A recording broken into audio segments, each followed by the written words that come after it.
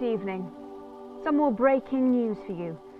We are just hearing that a search is underway for a 10-year-old girl who has gone missing from O'Sullivan's Fun Fair in the city centre of Belfast. It is believed she went missing last night. Hundreds have taken to the streets of the city centre to search for the young girl. However, there has been no sighting of the child so far. More is to follow on this story as the search continues, but police are saying they are hopeful in finding the 10-year-old girl.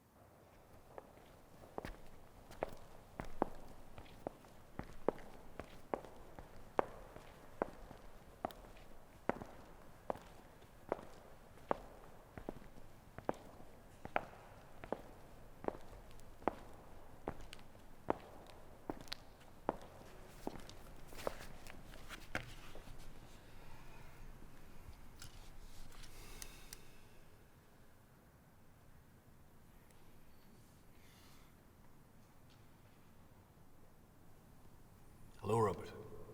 It's been a while. Can I get you anything? Glass of water? Coffee? A cigarette, maybe?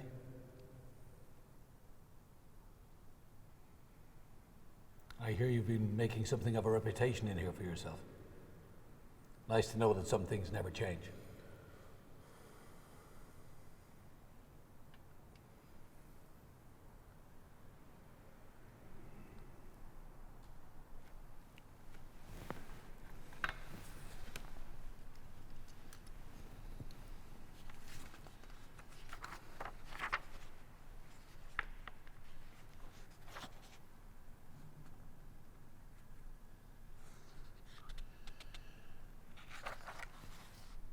I'm not a man normally lost for words, Robert.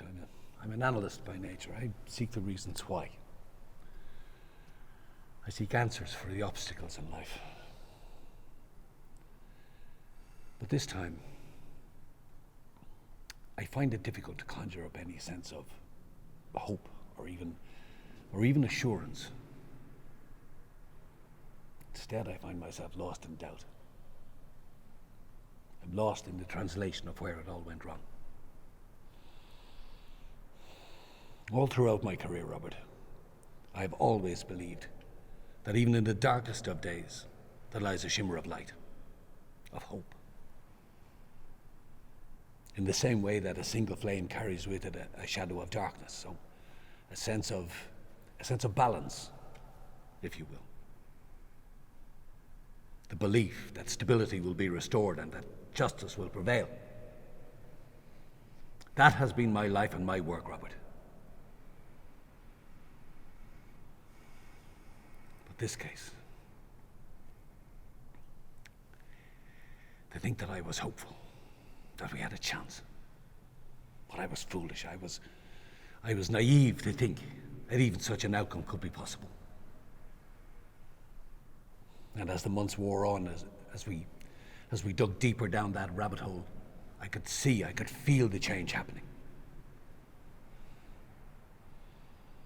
I felt cold, I felt haunted, as if a veil of darkness had descended over the case. And the unforeseen events that arose that contorted this case in so many ways I can't even begin to explain now. The revelation of evidence cut across this case like shattered glass, impaling the skin every time we uncovered new evidence. But instead of revealing it, deepened the cut of uncertainty. Ever since we found the body, Lila's body, I found myself growing more determined, more focused, promising myself I would find the son of a bitch who did this and make him pay.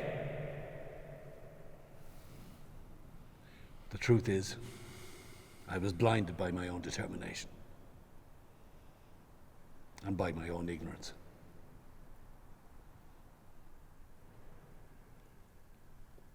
When all the time my attention should have been elsewhere. On you, Gallagher. 90 seconds. Excuse me? 90 seconds is the time it takes to take a child. A second of glancing away and a lifetime of consequences. Like a knife in plain sight. Did you know that on average 140,000 children are reported missing every year in the UK and 800,000 in the US? Staggering numbers to comprehend. Not all of those cases can be dealt with, Robert. You know we have finite resources and that certain things must... Some are given more priority over others. Don't you play that card with me. You know Lila's case was always our number one priority. Was it though? Since I have been in here, I have had time to reflect. Time to ponder about the time wasted on Lila's case. Areas that are open and are still yet unexplored. I didn't come here to explain myself to you, Robert. Why are you here, O'Connor? Okay. I want to know. You want to know what happened? I want to know why you did it. Natural instinct. Bullshit. You knew your motives, you knew your intent. I told you not to interfere with the police investigation, that we were handling it. The word handling is irrelevant in your book, O'Connor. You had the evidence and the killer in plain sight. Yet you stayed. Ignorance prevailed. Or so I'm told. And what's that supposed to mean?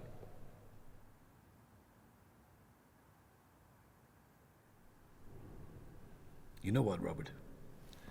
For the past year, you've been a pain in my ass. I tried to reason with you. I tried to explain the difficulty of the situation, but you didn't want to know then, and you don't want to know now. So here it is. The actions you took had nothing to do with justice.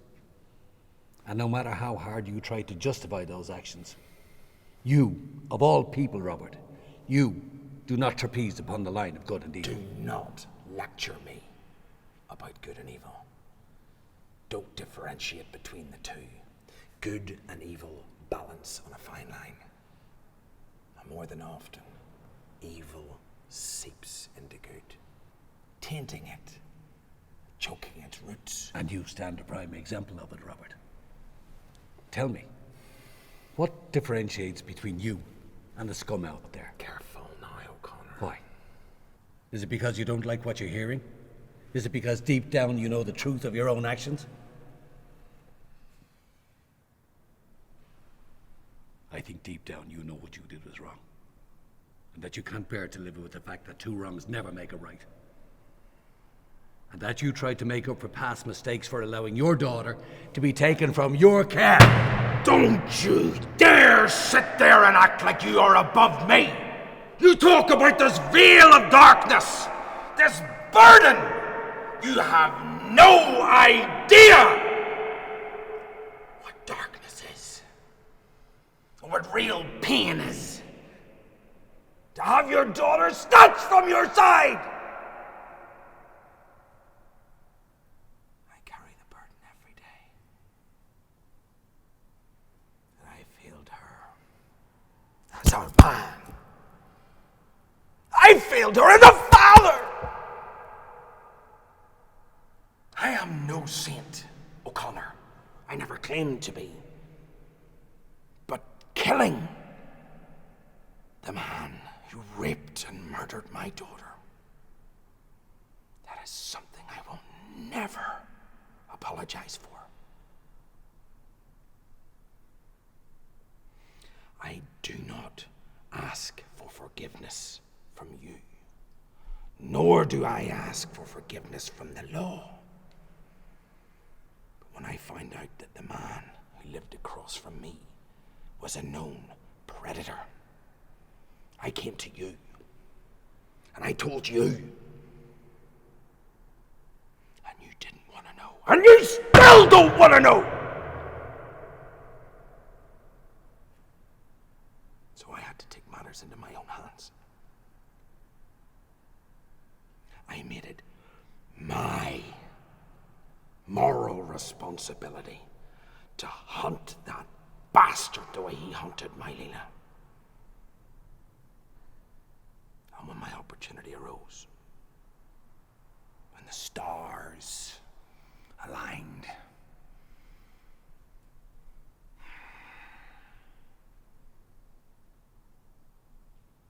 I smashed his fucking head in. You talk about justice, O'Connor. Yet here we are 1 year on, and darkness still remains, and justice does not prevail. I want justice for my Leela. Now, you may not agree with my form of justice, but it's justice still the same. An eye for an eye, O'Connor. I'm paying for my sins.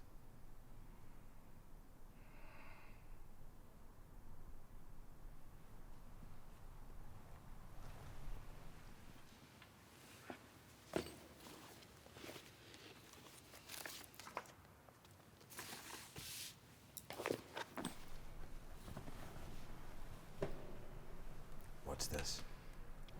Read it.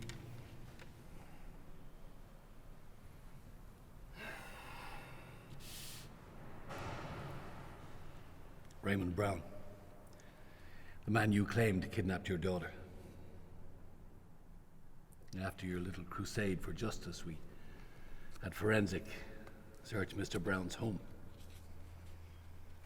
We took Mr. Brown's DNA and fingerprints to match against samples and marks taken from Lila's body. They did not match.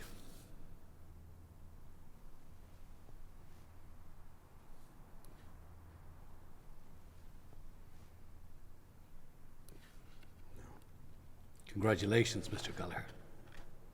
You murdered an innocent man.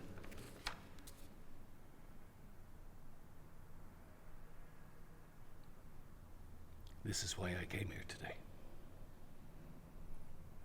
This is the last time I'll be seeing you, Mr. Gallagher. My time here has ended. Another body will oversee the case now.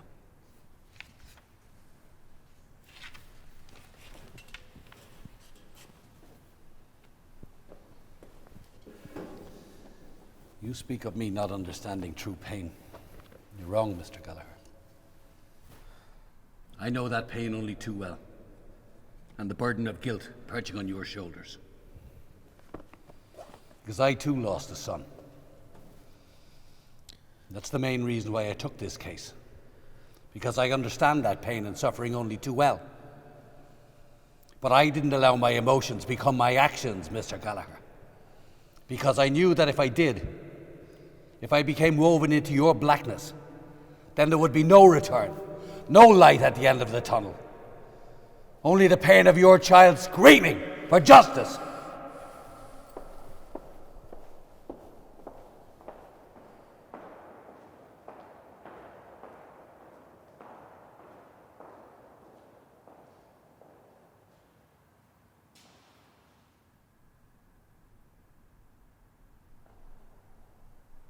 I truly hope that one day your family will get justice, Robert, so that your family may find peace. that young Lila may find peace. You're not the bad guy. You're just a man who's lost more than he ever should have.